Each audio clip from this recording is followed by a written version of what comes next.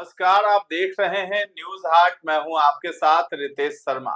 सत्ता साजिश और सियासत कार्यक्रम में आपका फिर से एक बार बहुत बहुत स्वागत है।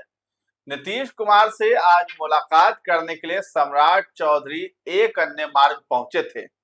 वहां पर पहले से ललन सिंह भी मौजूद थे और चर्चा ये भी है कि विजेंद्र यादव से भी बातचीत हुई है।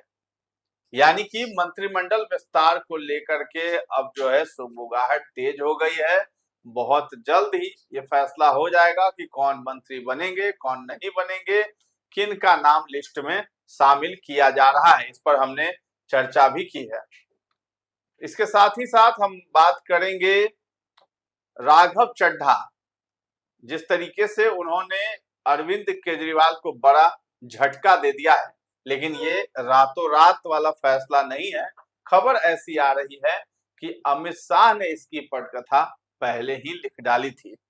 आखिर कब इसकी पटकथा लिखी गई?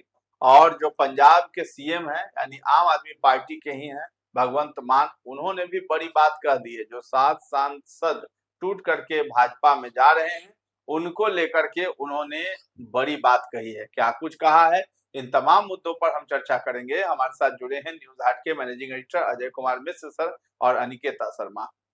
सर, शुरुआत करते हैं। नीतीश कुमार से मुलाकात करने पहुंचे सम्राट चौधरी। बारंबार जो है मुलाकात हो रही है। हर दिन ऐसा कोई दिन नहीं रहता है जिस दिन की सम्राट चौधरी नीतीश कुमार से नहीं मुलाकात करते हैं। कभी नीतीश कुमार पहुंच जाते हैं सम्राट के पास, तो कभी सम्राट पहुंचते हैं नीतीश कुमार के पास। आखिर क्या है?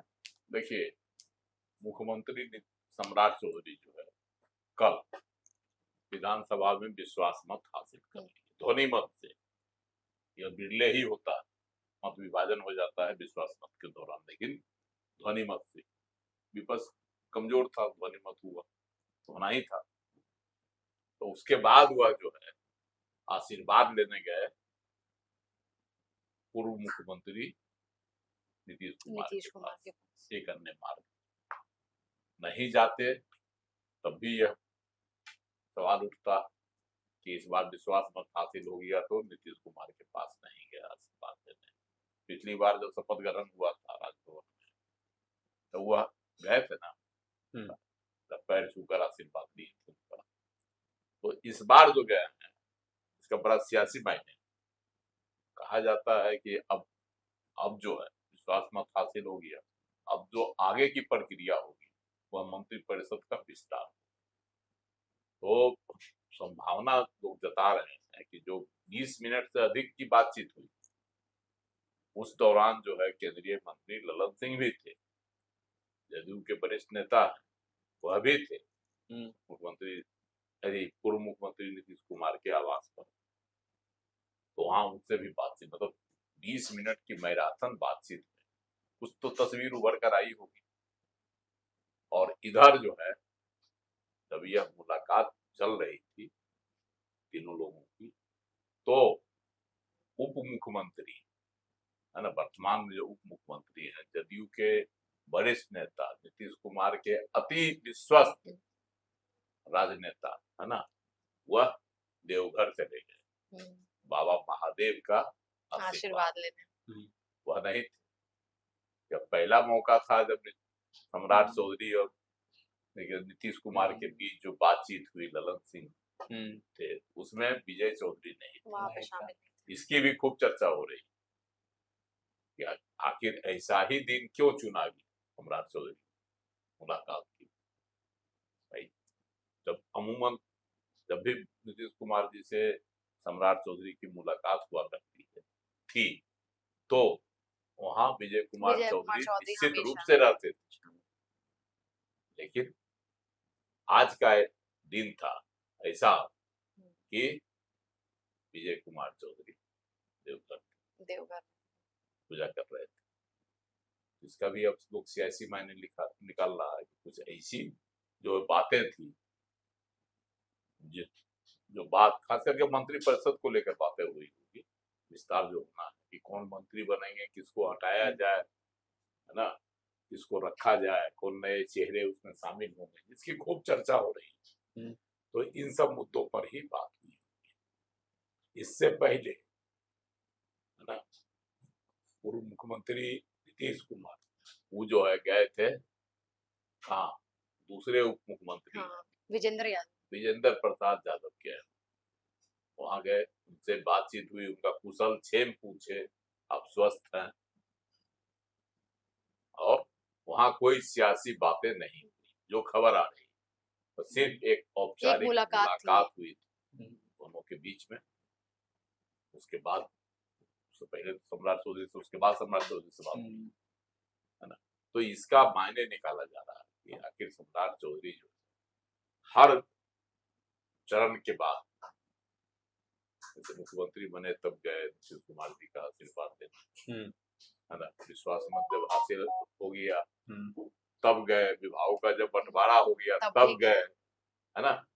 तो ये सब सीन था। इस बार भी गए होंगे, मार्गदर्शन देने उनका किया, दिल्ली से पहुंचे, याद होगा कि दिल्ली गए थे, प्रधानमंत्री नरेंद्र मोदी से भी उनकी मुलाकात हुई, वहां बातचीत हुई, तो वहां भी बताया जाता, जो खबर आई थी कि वहां भी मंत्रिपरिषद विस्तार के लेकर ही बात हुई, कौन मंत्री बनेगा, कौन नहीं बनेगा, किसको हटाया जाए, किसको रखा जाए, तो वह तो बीजेपी के कोटे से रही होगी बातें, और हो सकता है कि सरकार पर भी, प्रधानमंत्री हैं और सरकार एनडीए की है, तो उस मुद्दे पर भी बात हुई होगी। लेकिन यहाँ जो है, यहाँ तो वह जदयू कोटे से बातचीत करने गए होंगे आज, तो ये सब यही सियासत इसको लेकर गर्म है। और आपने सवाल किया था कि क्यों गए, तो साफ साफ जो है सम्राट चौधरी ने कल विधानसभा में विश्वास मत हासिल करने के दौरान कह दिया कि हमको जो जब नीतीश कुमार जी पीठ पर हाथ रखते थे या कहते थे कि अब आपको ही देखना है, संभालना है, तो हमको ही बड़ा असहज लगता था।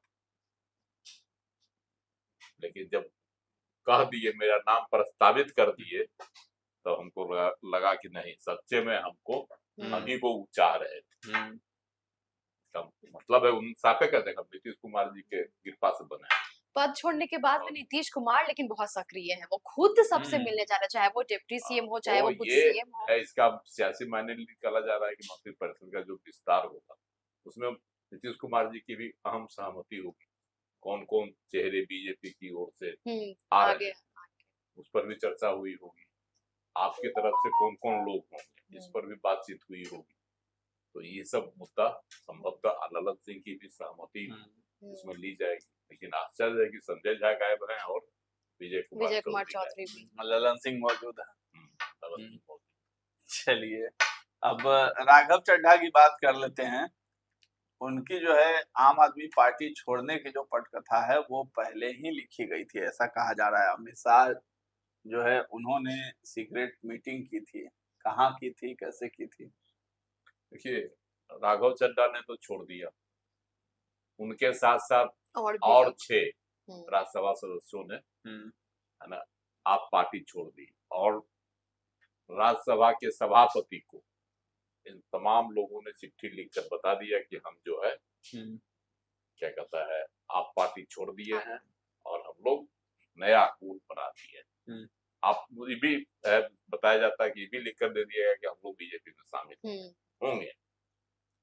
वे तो है अभी तक 3, एक स्वाति मालीवाल आज हो गई, तो 4 हो गया, तो औपचारिक रूप से लोग शामिल हो गई।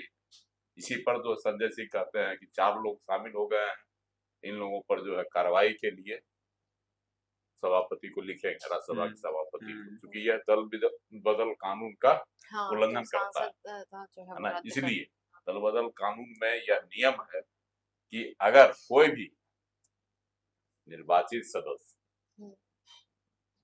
पार्टी छोड़ता है तो उसको कम से कम 2/3 बहुमत चाहिए।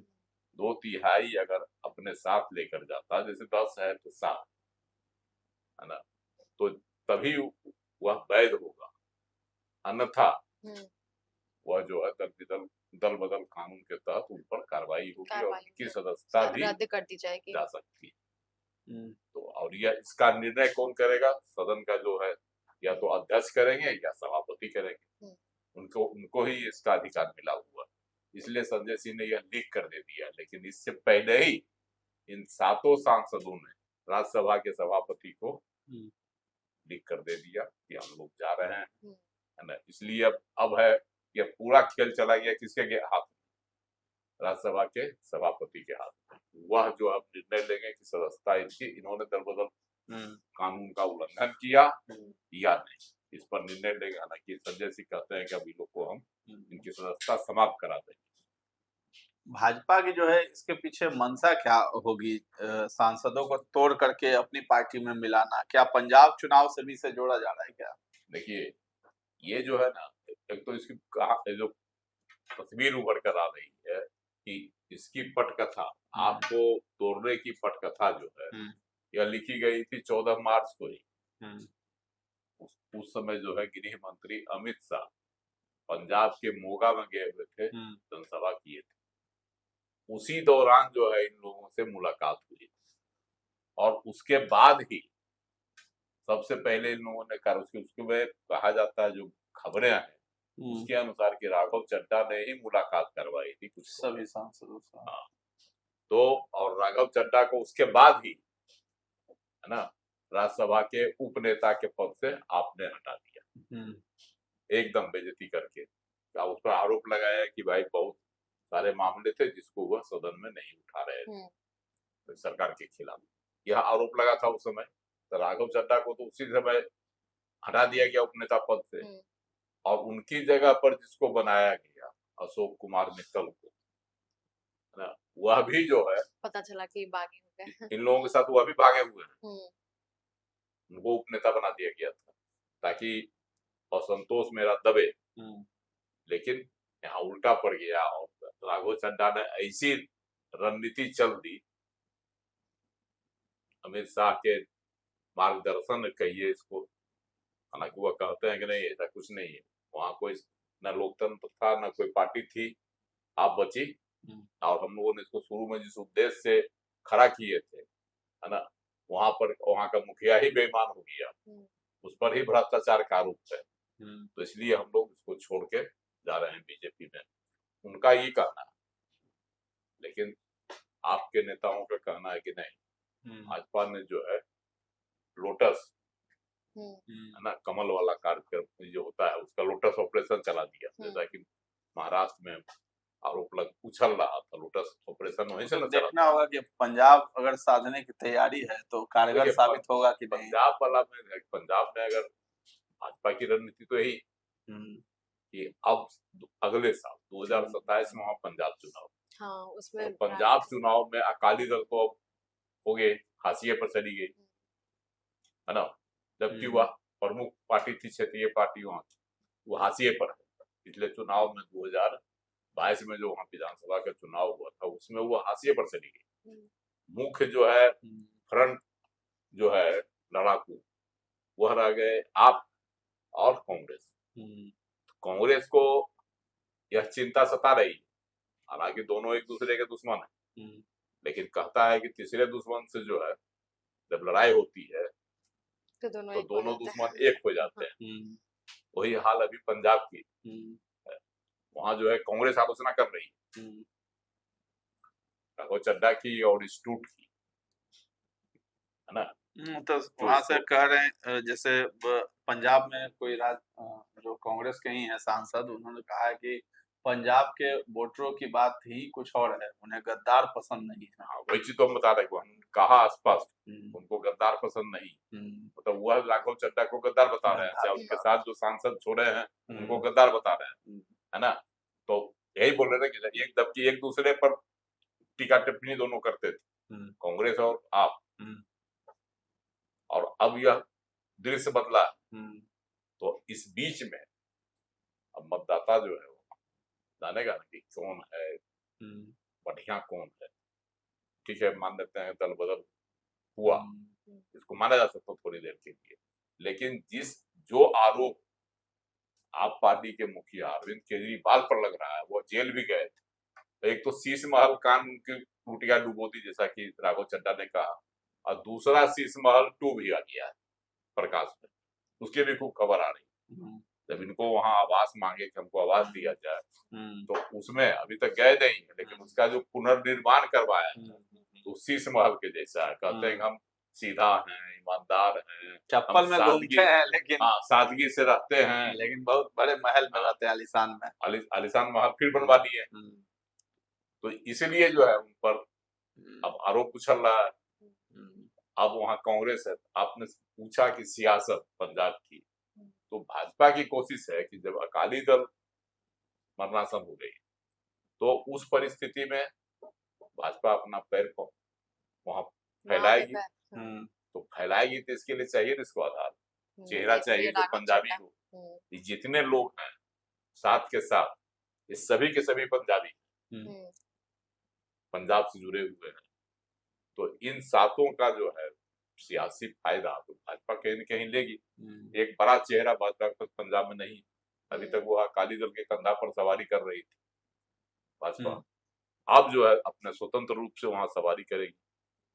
पिछले चुनाव में भी हुआ जो है अमरिंदर सिंह के साथ कांग्रेस के जो बगावत कर दिए थे पूर्व मुख्यमंत्री, उनके साथ उसमें भी कोई बहुत फायदा नहीं भाजपा को। तो इस बार भाजपा अपने पैर पर लड़ेगी। इन जो 7 उनके सुरमा, इन 7 सुरमों के बल पर वह जो है चुनाव लड़ेंगे। कहीं न कहीं भाजपा को लग रहा है अमित शाह की जो रणनीति होती है, कहीं न कहीं अमित शाह जमीन से जुड़े, पंजाब की मिट्टी से जुड़े नेताओं को अपने साथ रख रहे हैं और इसका सियासी फायदा अब तो चुनाव बताएगा। इसलिए वो लोग राघव चड्ढा को भगवंत मान भी बड़ा तीखा हमला कर रहे हैं। भगवंत मान तो बड़ा अजब व्याख्या कर दी है। वो तो बड़ा एक उदाहरण करके सुनाए हैं जो बड़ा लोग पाठकों के लिए, दर्शकों के लिए भी जरूरी है। वो कहते हैं कि सब्जी बनती है ना किसी चीज की भी, तो कहते हैं कि उसमें 7 चीज का नाम भी लेते हैं।